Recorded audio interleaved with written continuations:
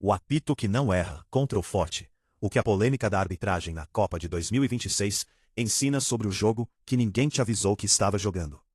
A Copa do Mundo de 2026 ainda não tinha chegado à sua reta final e já havia se transformado, para boa parte do público, em um exercício de indignação. A cada rodada da Argentina, uma nova onda de reclamações inundava as redes sociais. Um pisão que não virou expulsão contra o Egito. Uma entrada dura de Lautaro Martínez contra a Áustria, que ficou sem cartão. Uma trinca de árbitros argentinos escalada, coincidentemente, para apitar justamente o jogo decisivo do maior rival histórico da seleção albiceleste. Ex-árbitras e comentaristas especializados vieram a público reconhecer, com dados e replay em mãos, que sim, houve decisões que pesaram a favor da atual campeã mundial. A seleção egípcia protestou oficialmente à FIFA. Hashtags como roubo histórico dominaram o debate. O interessante não é discutir se a arbitragem foi ou não favorável. Isso outros analisarão com mais dados do que eu tenho aqui. O que interessa, para o homem que está construindo um caráter sólido, é notar o padrão emocional que esse tipo de episódio revela na multidão. E é um padrão que se repete, século após século, sempre que um grupo de pessoas percebe que o jogo tem regras diferentes para quem está por cima. Desde muito cedo, a vida nos vende a ideia de que existe um campo nivelado, que o esforço é recompensado de forma proporcional e transparente, que os árbitros, sejam eles de futebol, sejam eles as instituições que regem nossas vidas, são neutros e infalíveis. É uma bela história para contar a crianças. Mas o homem que amadurece observando o mundo com clareza, percebe rapidamente que essa história tem furos. O poder cria as próprias vantagens. Quem já está consolidado, recebe o benefício da dúvida. Quem desafia o status quo, precisa ser 2 vezes melhor para receber o mesmo tratamento. Isso não é exclusividade do futebol. Está nos tribunais, está nas negociações salariais, está nas dinâmicas sociais, que moldam like, aprovação e reputação. A reação mais comum, diante dessa constatação, é a indignação pública. E há um espaço legítimo para isso. Protestar, expor, cobrar transparência das instituições é parte de qualquer sociedade que se preze. O problema começa quando a indignação vira identidade. Quando o sujeito passa a viver girando em torno da injustiça percebida, transformando-a em explicação permanente para tudo que não deu certo na própria vida. É fácil e por isso mesmo perigoso confortar-se dizendo "o jogo é viciado contra mim" e parar por aí. Essa frase, ainda que contenha um grão de verdade, é também a porta de entrada para a paralisia. O estoicismo, há mais de 2000 anos, já havia mapeado esse território com uma precisão que continua valendo hoje.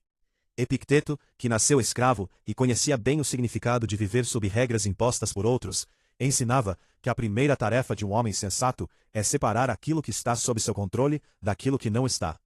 O árbitro não está sob seu controle. A escalação de quem vai apitar o jogo não está sob seu controle. As dinâmicas de poder que favorecem quem já tem prestígio, tampouco. O que está sob seu controle é como você joga a bola que chega até você. É a intensidade do seu treino. É a lucidez com que você lê o próprio momento, sem se perder em fantasias de vitimização, nem em ilusões de que tudo é justo. Vale notar que mesmo os jogadores argentinos, quando questionados diretamente sobre o favorecimento, optaram por negar publicamente qualquer benefício e atribuíram a controvérsia à mídia e à torcida. Seja essa negativa sincera ou estratégica, ela carrega uma lição prática. Equipes vencedoras raramente gastam energia mental discutindo o árbitro. A obsessão pelo fator externo é quase sempre sintoma de quem já perdeu o jogo dentro de campo e precisa de uma explicação que não exponha as próprias falhas. Transportando isso para a vida do homem comum, quantas vezes você já ouviu ou já disse que o sistema é contra o homem? Que as regras do namoro mudaram, que os tribunais de família pendem para um lado, que o mercado de trabalho despreza quem não segue certo roteiro? Em muitos casos, há fundamento real nessas observações. Regras institucionais mudam, e nem sempre para melhor. E fingir que isso não existe seria ingenuidade. Mas o homem que constrói maturidade emocional aprende a diferença entre reconhecer uma desvantagem estrutural e usá-la como desculpa permanente. Reconhecer é lúcido. Usar como desculpa é entregar a própria agência a uma arbitragem, que goste-se ou não, você não vai controlar. Essa é, no fundo, uma das bases do movimento que hoje chamamos de consciência masculina moderna. Parar de esperar que o árbitro da vida seja justo e começar a jogar de um jeito que a injustiça do árbitro pese cada vez menos no resultado final. Isso significa investir em competência técnica tão evidente que discussão de detalhes se torne irrelevante. Significa construir uma reputação, uma saúde financeira, uma estabilidade emocional tão robustas, que um lance duvidoso aqui ou ali não decida o rumo da sua história. Times que dominam o jogo do início ao fim raramente precisam da ajuda do juiz. A dominância elimina a controvérsia. Há também uma dimensão de humildade nisso tudo. O homem que amadurece sabe que em algum momento, ele também será beneficiado por uma decisão que não mereceu.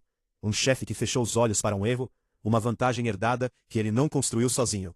A vida não distribui justiça em doses simétricas, para ninguém. Esperar simetria absoluta é uma receita garantida para o ressentimento crônico. E ressentimento crônico é, sabidamente, um dos venenos mais eficazes contra a liberdade interior que o estoicismo busca cultivar. O MGTWE, na sua vertente mais madura e menos raivosa, dialoga diretamente com essa ideia. Não se trata de abandonar o jogo porque as regras parecem enviesadas. Trata-se de deixar de depender emocionalmente do veredito externo, seja ele de um árbitro, de uma instituição ou da aprovação social mais ampla, para definir o próprio valor. O homem que constrói sua estrutura de vida em cima da própria disciplina, do próprio trabalho, da própria clareza de propósito, não precisa que o juiz seja justo. Ele já venceu antes mesmo do apito inicial, porque mediu seu sucesso por parâmetros que ele mesmo escolheu e controla. Isso não significa indiferença cínica diante da injustiça. Significa recusar-se a deixar que ela dite o roteiro emocional dos seus dias.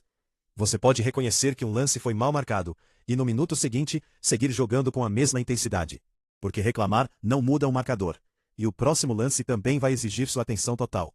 Essa é a diferença entre o time que se desorganiza depois de uma decisão contrária, e o time que engole o revés e continua competindo com sangue frio.